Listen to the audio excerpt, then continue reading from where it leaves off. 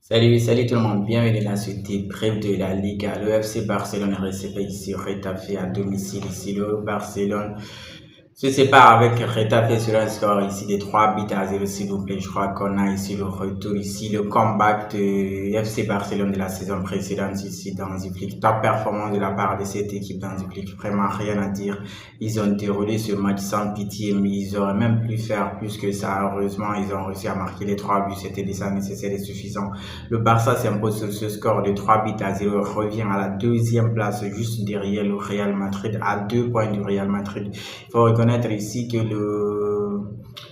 l'adversaire du Barça ce soir, avant ce match, ils étaient quatrième, je crois, ici Retafe. Donc Retafe faisait un bon début de saison ici de la Ligue. Malheureusement, ils sont tombés face au meilleur club de la saison précédente ici, qui est le FC Barcelone. Aucune chance pour Retafe d'obtenir ou d'arracher les 3 points ici à l'extérieur de cette journée de la Liga, surtout face au FC Barcelone, FC Barcelone qui s'est carrément retrouvé, puisque si vous regardez les deux précédents matchs contre Valence, ils ont fait carton plein ici contre Newcastle, le match qu'ils ont sorti, waouh, tout le monde était bluffé ici par la performance des joueurs du Barça, notamment ici Petri et Rashford.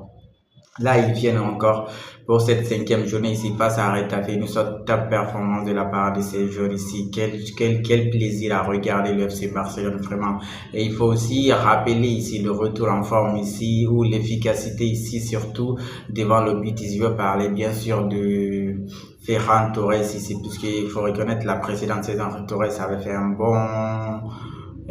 des bons matchs, j'ai envie de dire, c'est une bonne saison, je voulais dire. Là encore, il est reparti pour faire une bonne saison parce que là, il a été efficace sur les tentatives ici de Ferran Torres. Il a réussi à marquer, il a réussi à faire doubler. Il y a une autre occasion là-bas, il est venu, il a frappé, c'est la barre transversale qui a enlevé le ballon. Sinon, là aussi, c'était but pour Ferran Torres. D'ailleurs, ici, il n'a pas été remplacé, je crois.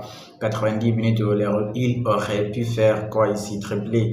C'est pas étonnant de sa part, top performance. Sur le premier but ici du Barça, on a vu la passe ici, la passe de Rafinha. Waouh, mais quelle passe! Rafinha qui joue à la place ici de Lamine Yamal qui est toujours blessé. La passe qu'il a envoyée à Dani Olmo. Dani Olmo s'est vite projeté, mais le contrôle pas le contrôle. La talonnade ici de Dani Olmo, parce que beaucoup de joueurs s'attendaient à ce qu'il contrôle le ballon, mais qu'il centre. Mais dès qu'il a eu le ballon, il a fait talonnade direct et Ferran Torres était déjà prêt à recevoir le ballon. Dès que la talonnade de la part de Daniel Mo est venue, il a directement mis ça au fond des filets. Le Barça a mené 1-0 ici. Top performance de la part aussi de Daniel Mo qui essaie de revenir ici à son meilleur niveau, puisque normalement c'est lui le 10 du Barça ici. Même si Fermin Lopez avait sorti une top performance face à Valence, si je dis pas de bêtises.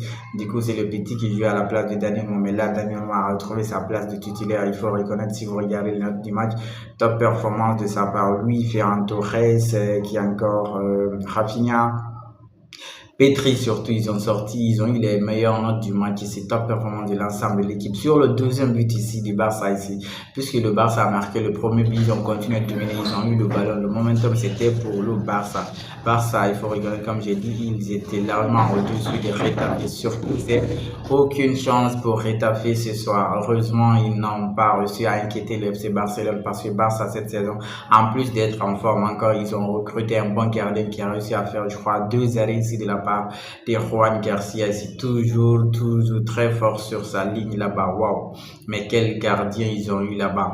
De l'autre côté, sur le deuxième but, je disais ici de Ferran Torres, puisque c'est sur un dégagement ou oui, un dégagement, si je dis pas de bêtises, de la part des joueurs de Retafe.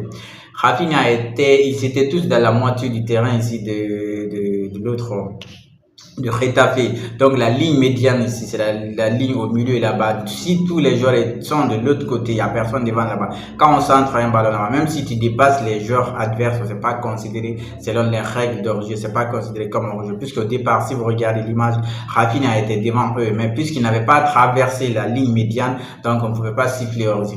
On sait que Rafinha aussi, il va très vite dans la profondeur ici. Dès qu'ils ont centré, il a couru récupérer le ballon. Entre-temps, Ferran Torres aussi était déjà venu, il s'est placé, il a évité le hors-jeu. Parce que j'imagine si c'est Kylian Mbappé qui va très vite ici, il se peut qu'il se mette en hors-jeu. Mais là, Ferran Torres a réussi à être juste au même alignement ou bien au même niveau que les défenseurs de Retafe, et Rafinha envoie le ballon, Ferran Torres a marqué ça aussi. Et ce que j'ai remarqué surtout sur Ferran Torres, puisque le but de Ferran Torres, je ne sais pas si c'est contre Mallorca, le but litigé là où on a frappé ici le ballon, a assommé l'adversaire ici, le défenseur de Mallorca.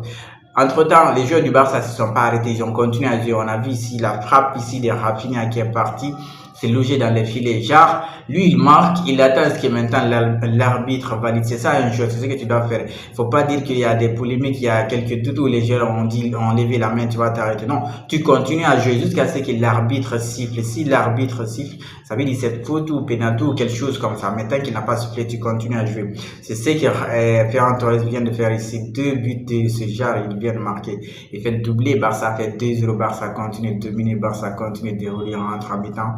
12e mi-temps, il sort et puis il y a quelques changements, mais déjà Petri encore. Petri, chaque match maintenant, j'ai envie de dire, c'est la norme presque maintenant, c'est la constance pour Petri. Si chaque match, il te sort un bon match, il n'y a pas un mauvais match, juste qu'il est là pour Petri. Wow! La note du match, regardez s'il vous plaît. Petri. Je l'ai toujours dit, le gars, tu ne peux pas le presser. Petri, avant qu'il ait le ballon, il sait déjà ce qu'il doit faire. Il a déjà tout calculé. Petri, quand il y a 2 joueurs autour de lui, je ne sais pas comment lui il fait pour ne pas qu'il l'un de ces joueurs-là puisse lui enlever le ballon. Genre, j'ai l'impression, c'est comme s'il a des yeux ici au niveau de ses oreilles. Genre, il voit des deux côtés, gauche, droite. Tellement son mouvement ici, c'est synchronisé avec le déplacement des joueurs autour de lui. De toute façon, il bouge.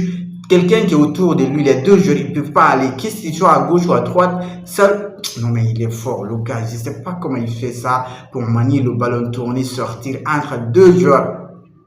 Juste par des mouvements ici, des zigzags ici, des retournements autour de lui, c'est pas possible. Top player, je crois, on va se régaler avec ce niveau de ce milieu de terrain du Barça. Et l'autre côté, à côté de lui aussi, ce double pivot, ils sont tous forts parce que là, Frenkie d'ailleurs, lui aussi, c'est le Frenkie d'Ajax, on essaie de retrouver comme ça, top performance de sa part. Du côté ici de Petri, c'est wow, ces joueurs, ils sont forts. Rashford est rentré en deuxième mi-temps, puisqu'en première mi-temps ici, je sais pas, c'est comme si, Rafinha, j'allais oublier ça, la minute de Rafinha. Rafinha, il a l'immunité ou quoi? Pourquoi lui, il n'a pas de carton rouge? Rafinha se bat là-bas avec des joueurs de Retafe ici. Mais le gars, il a un seul carton jaune, si je dis pas de bêtises.